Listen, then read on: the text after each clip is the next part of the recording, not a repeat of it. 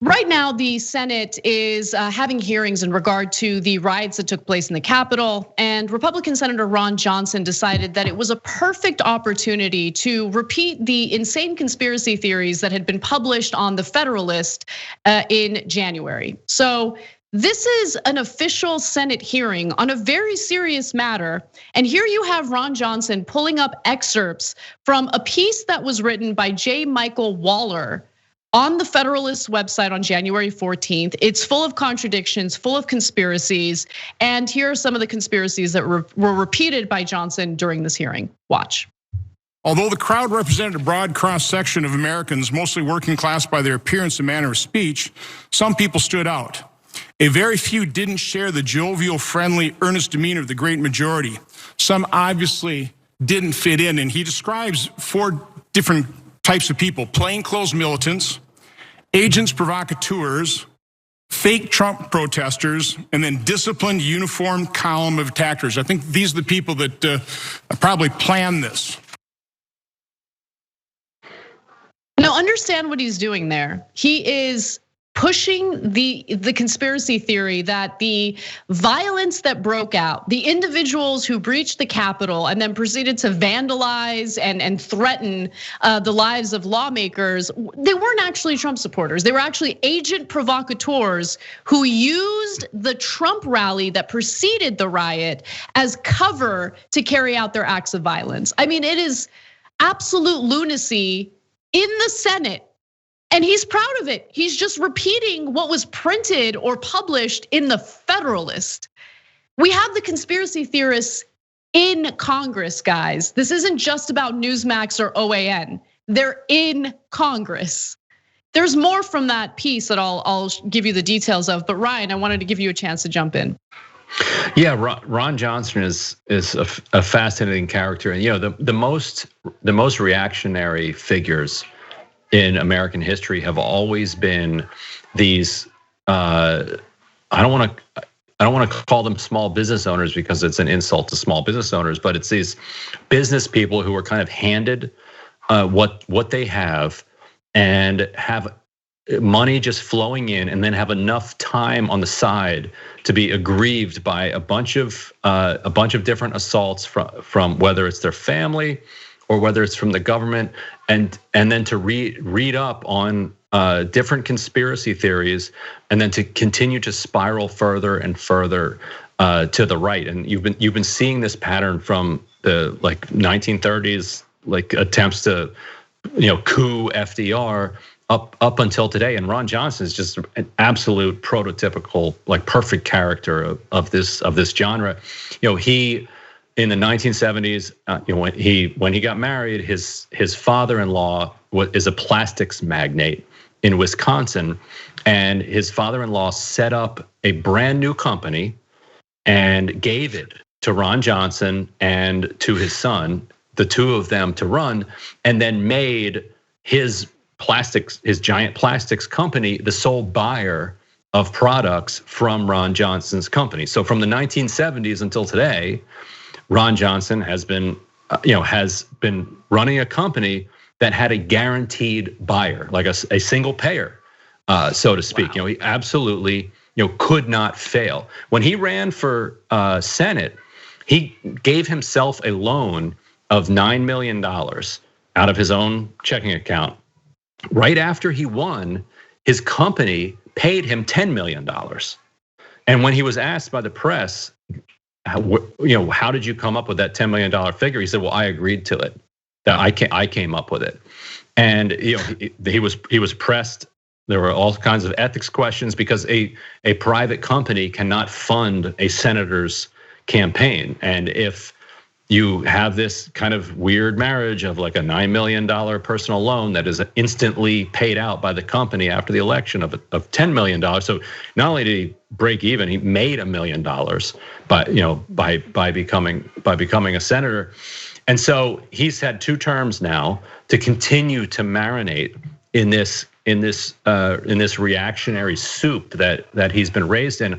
And I don't know what it is about this kind of arrangement that people have, but it creates kind of an insecurity and an anger and a bitterness, because he knows, he's not, because he didn't earn it. He can fool everybody else, but we know, anybody who Googles it knows, yeah, you've spent the last 50 years just moving things from here over to your father-in-law and taking money out of the middle and getting rich. And so, you're selling a piece of your soul every time you do that. And so people fill their souls then sometimes with this bile, with these ideas, these bizarre, uber libertarian ideas. And so it's no surprise that the most extreme Randian nut job in the Senate is a guy who's just been living off the welfare of his father-in-law for the last 40 years and probably had his company, if it by all appearances, pay for his Senate run. And we've always had these people, but now there's a lot more energy because there's so much more anger out there in the population. And so that's how you can have somebody like him up on the dais just reading Federalist conspiracies into the congressional record. It is incredible, and Randian is the right word to use. I mean, these are the kinds of people who think they tell themselves all these pretty little lies about how, they're just magical men and they're better than everyone else, and they just have these incredible abilities, and that's the reason why they're wealthy. But behind the scenes, they know your daddy, you're not even your real daddy, your father-in-law had to set something up for you. It's so sad and pathetic. And apparently, this is something that Senator Amy Klobuchar had expected. Because she said this: I knew Ron Johnson was going to be a problem. I'm not one bit surprised that he has again engaged in conspiracy theory. That's what he does. And by the way, that very same piece that he read excerpts from, I mean, it argues that the situation in the Capitol became violent because the Capitol Police overreacted to the crowd. The Capitol Police that was outmanned, the Capitol Police, which one of them was killed that day by these rioters. But no, it was the Capitol Police that overreacted, and that's what led to all the violence that broke out. I mean, there's a reason why there's a sizable portion of Republican voters who are under the impression that the Capitol rioters were not actually Trump supporters, they were Antifa.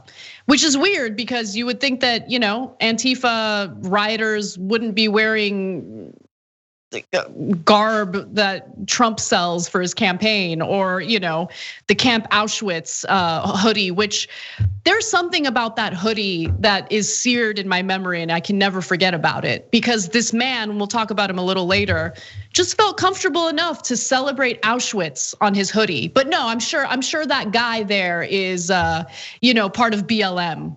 I'm sure that he's not a Trump supporter. I'm sure that he's not some right winger who showed up to the Capitol in an attempt to overthrow the government because he didn't like the outcome of the election. I mean, these people, hundreds of them are now facing federal charges. And by the way, in almost every defense that I've read so far, they're blaming Donald Trump for inciting what occurred that day. We did it because Trump told us to. Right, okay. And all of this is a function of the paranoia that's just so rampant on the right wing today. My best friend growing up was there that day as one of the people. He didn't go into the Capitol, but that night he was texting me saying that there was a whole bunch of Antifa and a bunch of provocateurs in the crowd. This was something that day the people who were storming the Capitol or surrounding the Capitol were telling each other, and it's because it's kind of baked in to these Facebook and also sub Facebook chats that they're all engaged in and sharing information in, that they're just so ready to believe things that can't possibly be true, because who was it that organized that? As soon as you start to interrogate it, it falls apart. Who was it that organized the January 6th rally? It wasn't Antifa.